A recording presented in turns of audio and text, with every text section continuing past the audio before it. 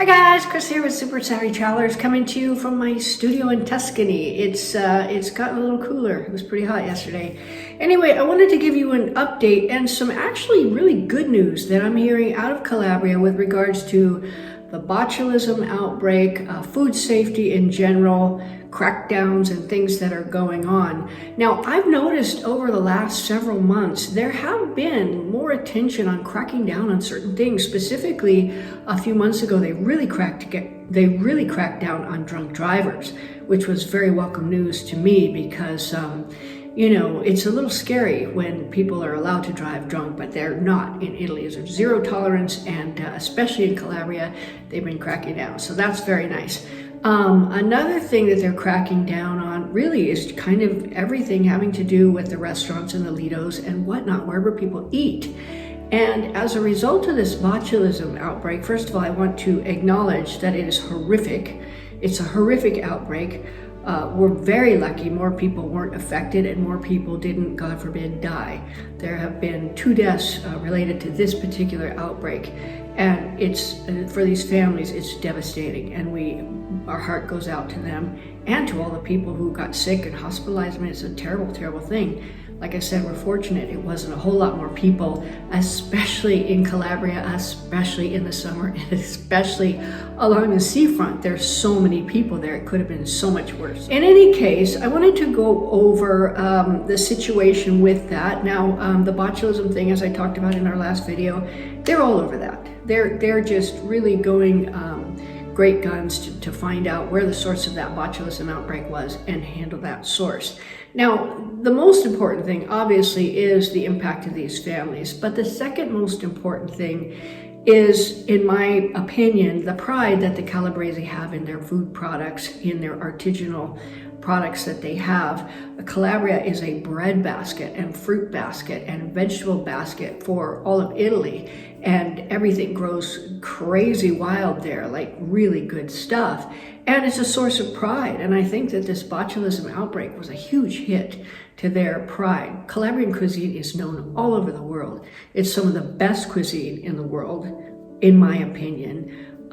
They're known for their innovation. They're known for the super fresh ingredients, the flavors, the way they combine things. Cucina povera came from there.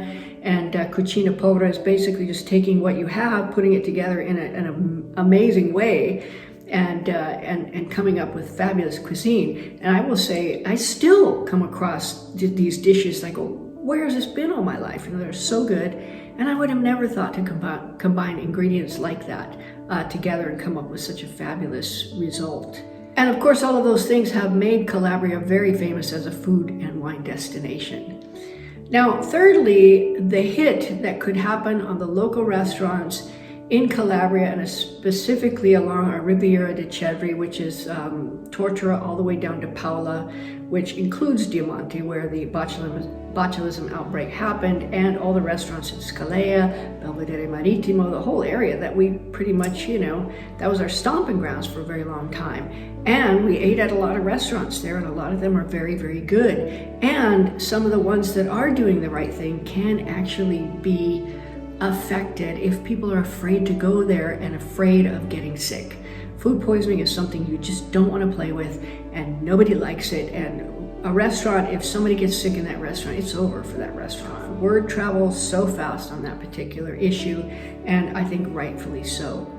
Now, the restaurants that we feature on the channel, we've been there a million times. All the ones that you see constantly, because we keep going there and they're so good. You can eat there safely. I would vouch for them any day, because we've eaten there so many times, never gotten sick, always been impressed with, the way the business is run and works and how they make things happen, how fresh the food is and that whole thing. I don't have a qualm about any of those restaurants. And in those restaurants, you walk out feeling nourished and well-fed, and sometimes a little too well-fed. Well, most of the time, a little too well-fed. Anyway, that said, there are some restaurants that have not been as diligent. And there is a massive sweep going across Calabria looking at restaurants and food service facilities and things. Down south in Reggio, they're starting looking really closely at the Lidos. They came across some pretty scary stuff. But there was a restaurant in Orso Marso that was completely investigated, and there were a lot of things found wrong. Now, this is basically a collaboration with the Guardia di Finanza, with the local Carabinieri, which is the sort of military arm of the police force, so it's serious business, and with the Anti-Adulteration and Health Unit. So there's 3 agencies working together to sweep across Calabria and really get things cleaned up in this regard. Now, in addition to finding problems with food, they're also looking at things like employment practices, immigration statuses of the people who are working there. They're also finding abusive building situations where, let's say a restaurant put up a bathroom and didn't have permits. They found some of those things as well. Basically, what they're finding is incidences of employment law violations, abusive building practices, and some pretty scary health violations, including not having the documented hazard analysis and critical control point plan drafted and implemented. So any restaurant or anybody that wants to serve food, and I know this because I was studying it for Casa Cristina when I was thinking of serving breakfast there, anybody who even touches food in a restaurant must be certified on this hazard analysis and critical control point plan. It needs to be drafted, it needs to be drawn up in a certain way, it needs to be implemented, and these, as I said in the last video, these are things like all the control points, the critical points of where food passes. It has to be transparent, it has to be traceable, and it has to be done in a certain way so we know it's safe. And if, God forbid, anything ever happens, it has to be traceable to that particular point where whatever happened went out, and that point can be fixed. So that is an actual requirement for every restaurant or food service facility anywhere in Italy and all across the EU. Now, in addition, anybody who's touching food has to be certified in all of this. They have to take a course and get certified. Even the waiters and waitresses, the guy that chops the vegetables, everybody that touches food has to be certified.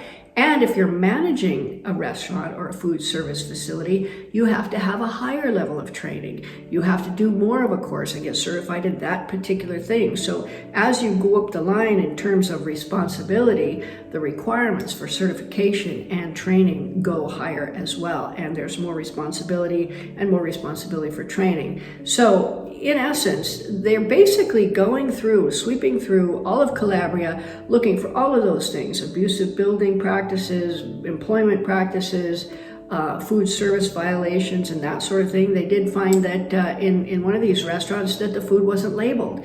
It has to be labeled so it can be traceable. It didn't have any dates on it. It was just sitting there in the fridge. Like, how do you know it's not, 2 weeks ago's, spinach tops or broccoli rib or whatever? You don't. It has to be labeled. All of these things are very, very specific. They're very well documented and laid out so that the food safety is of the highest importance. Now, I think Calabria has gotten really stung by this particular situation, and I feel for them. I feel mostly for the families, but I'm really happy to see that they're taking it to heart and they're jumping in with both feet and making sure that something like this, you can never say 100% it will never happen again, but I think that they're making the chances so much less of this ever happening again and having to go through this horrific circumstance, not only for the families, but also for the communities, also for the region, who's so proud of their culinary heritage and their artisanal products and everything else. So there you go, guys. Calabria, I think, is getting safer by the day. There's other things happening, things like fire safety things. Our friend Adriano Serra, who's the chief of police in Scalea, has sent me an article about how they're cracking down on these fires that people have fires like bonfires in August in Calabria, where it just burns and burns and burns. So they're cracking down on that, and it's like, yay, maybe we can have a whole August go by without one single fire. Wouldn't that be awesome if we could have that? So Adriano and his guys are working very hard on that. Everybody's just all in to make things better in Calabria, and we're so happy to see it. So there you go, guys. Calabria is a good place to go visit. Have a nice vacation. Go ahead and eat. I think it's going to be fine. See you soon.